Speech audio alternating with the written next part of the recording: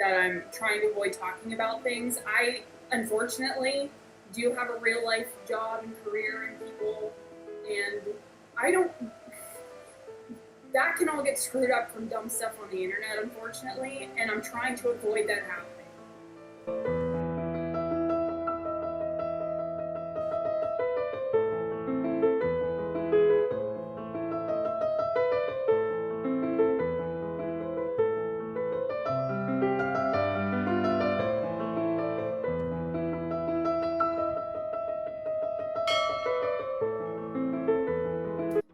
My skin is clear, my makeup is flawless, I am living my best life. My hair is growing, I smell like coconut.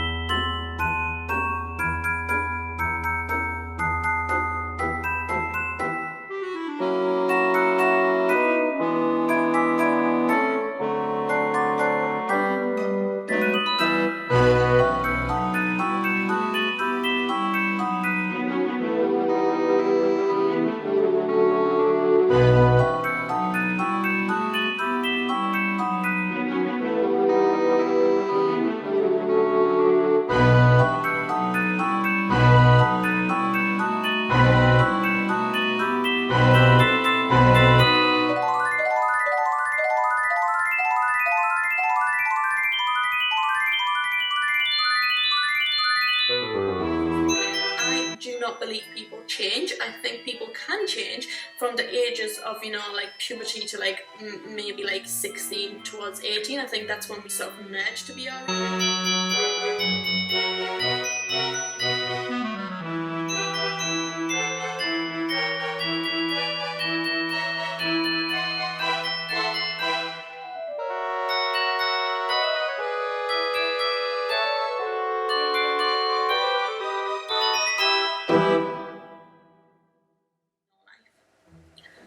Baby girl, I'm in med school.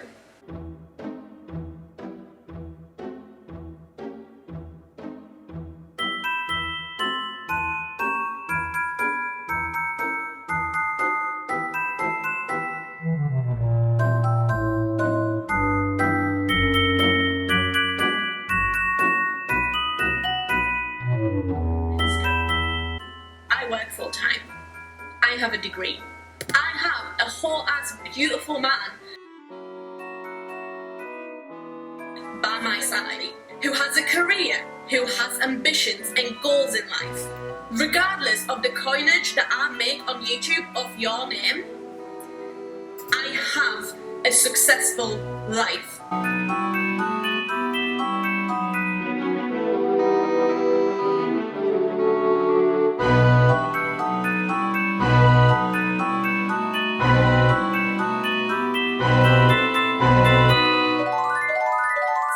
What kind of camera? I don't understand how this woman has gone 30 fucking years without like natural selection just taking her out.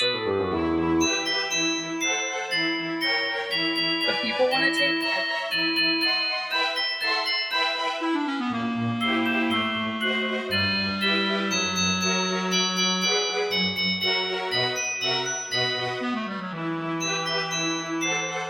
I haven't really thought about it.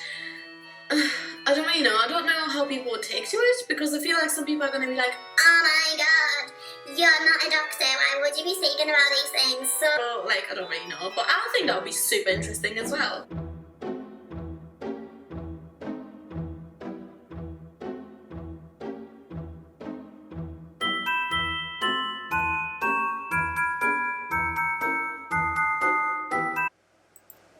As many of you know, I used to work as an administrative assistant, assisting frontline social workers and child psychologists for a social service agency under the Quebec Government Ministry of Health and Social Services. While working there, I also served for several years on the executive of my union local as recording secretary and a brief stint as vice president. As such, I took a few seminars given by labor relations lawyers, specializing with workers in health and social services, talking about You guessed it, social media and employment. And it's not just during the hiring session, the selection process, but also during your employment with a given organization.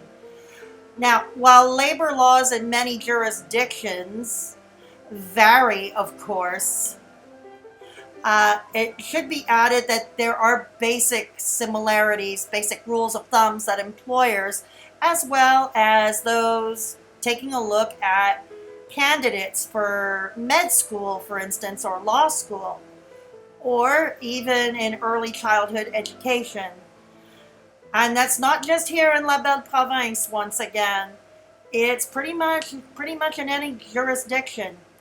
The labor laws are still catching up with our ever-evolving technology.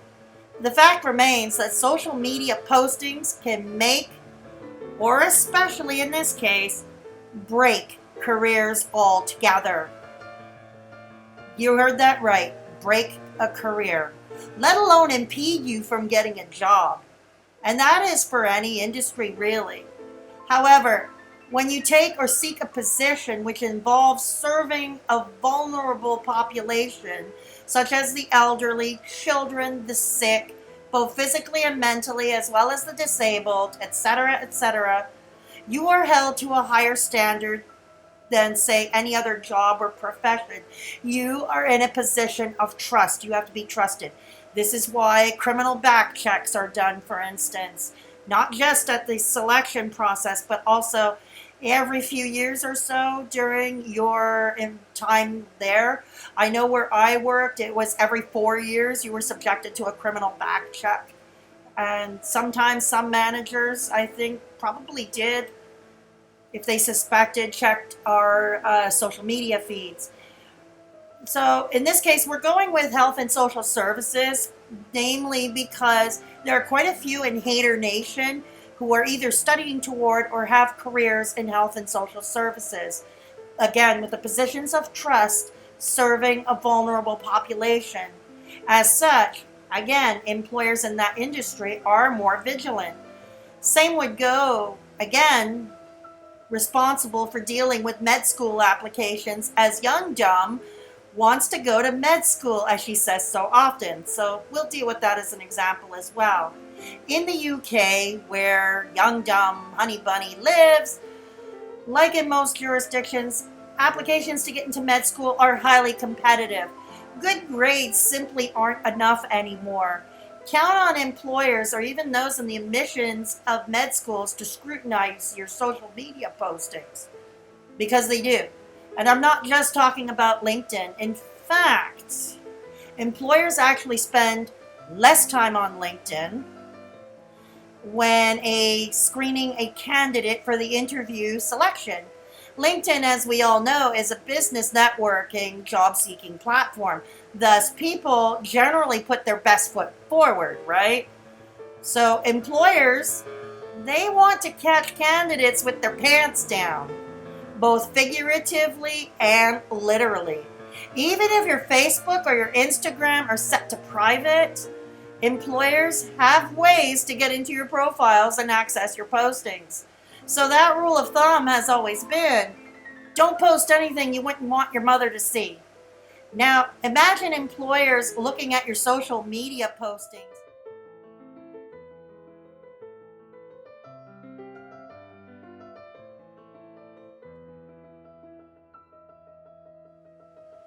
Now, I know what many of you are going to say. Something along the lines of, well, these employers, if only they knew Amberlynn Reed and her own content or social media ramblings, perhaps these employers would be more understanding and would like the reaction channels. Ooh, wishful thinking. Maybe in their personal lives they might be having their guilty pleasure, but in their professional lives they have to be, well, professional and ethical. And they would expect that for people under them, especially in a position of trust. So, anyways, you would be wrong. You see, an employer or HR department only has so much time to go through many applications they receive. That's obvious. Amberlynn Reed here is not the applicant. She's not the candidate for this given job or to go to med school potentially. In this case, on the subject of this video, Young Dumb Honey Bunny is. They will be scrutinizing their postings. And I don't think they would be impressed with the examples I just showed you here. They will see a woman who is bullying on a morbidly obese, mentally ill woman. That's all they will see. They will also see that she is obsessed with her. And that usually, obsession of any kind, it's not healthy, really. And that usually sends alarm bells to employers. And they might wonder, why does one stranger across the pond make her so angry? They probably tell her, you need anger management classes, dear. So anyways, trying to justify your reasoning behind your obsession, hatred to Amberlynn Reed, well, you see, it's kind of like a stand-up comic that has to explain his jokes to an audience that is not laughing at him. And like, I hate stupid questions. Like, this guy was like, is today Tuesday? And I was like, all day.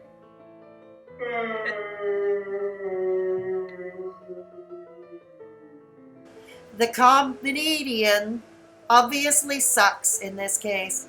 Same thing here. If you have to explain your bad behavior, your questionable behavior, you've lost the argument.